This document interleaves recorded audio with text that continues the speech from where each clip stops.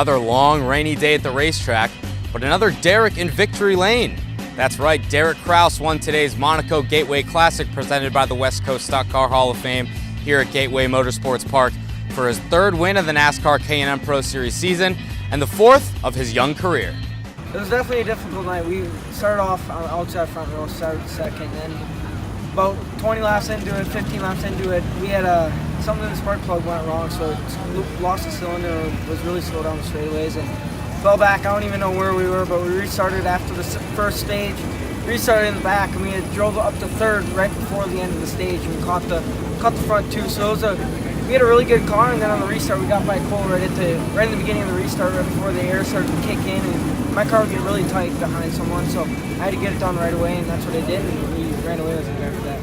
Yeah, it was redemption from a lot. I mean, we ran out of gas at Iowa, we had a pretty big car there, and ran out of gas at Evergreen, and we had a really big lead, so that was definitely, that definitely made this day feel a lot better than what it felt like last 2 weekends before when we ran out of gas, so it's a really big win for the BMR team and the whole stable.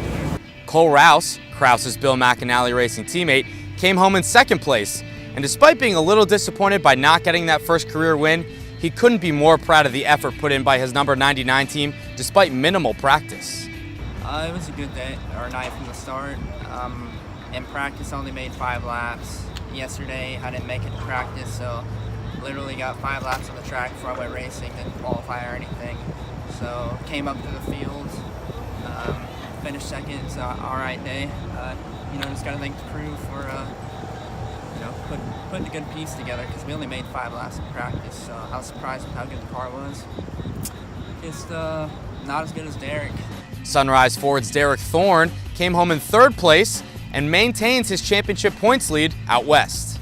I was pleasantly surprised. We definitely didn't have fire off speed. We fell back in the first 40. I don't know how far back we fell, but we fell back far enough to where I was a little concerned, but long run wise, we had good speed.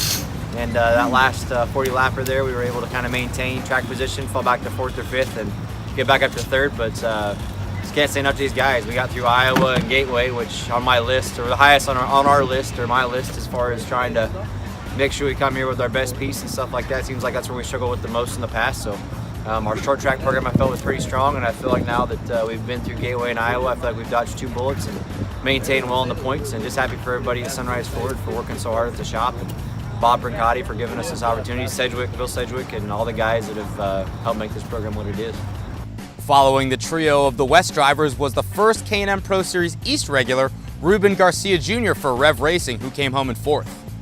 We were able to maintain somewhere around the top 5 for the first half, for the first section. Then for the second segment, we made an adjustment. It was not good enough.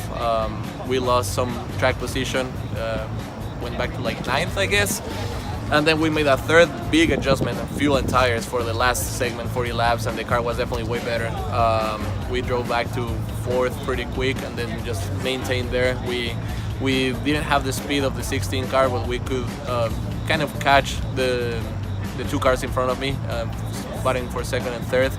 I wish we would have more laps or just better track position for that restart. I think we could have fight there at the end for 2nd place, but well, overall it's a good day. I finished in front of all the East cars, so it's a good points day.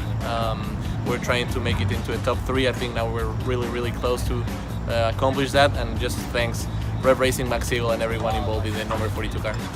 Tyler Ankrum maintains his K&N East points lead over Tyler Dipple, and Derek Thorne maintains his K&N West points lead over Ryan Partridge. The next event for the NASCAR K&N Pro Series West will take place on a dirt track out in Las Vegas, and the next event for the NASCAR K&N Pro Series East will take place at New Hampshire Motor Speedway. You can be sure to relive all the action at NASCAR.com.